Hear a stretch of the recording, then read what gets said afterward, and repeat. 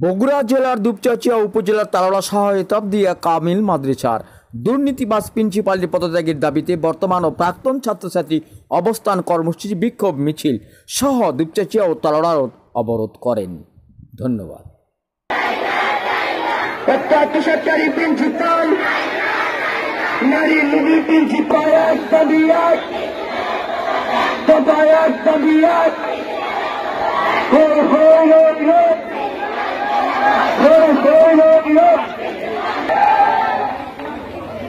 আমরা যদি আন্দোলনে ব্যর্থ হয়ে যাই তাহলে আমাদের ভবিষ্যৎ খুব খারাপ।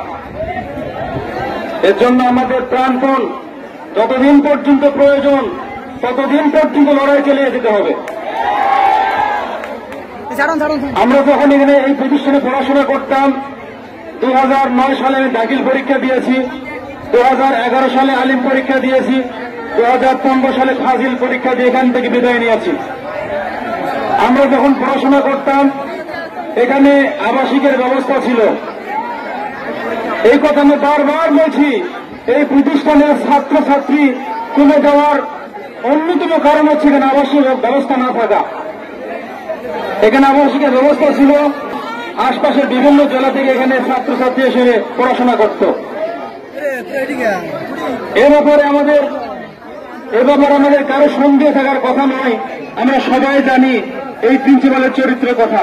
তিনি যে 100% দুর্নীতিবাজ এই ব্যাপারে কারো সন্দেহ আছে? 1952 সালের ভাষা আন্দোলন ছাত্ররা সফল করেছে, 1969 গণঅভ্যুত্থান ছাত্র সফল হয়েছে, 1990 সালের স্বৈরাচার বিরোধী আন্দোলন ছাত্র সফল কাম হয়েছে। সর্বশেষ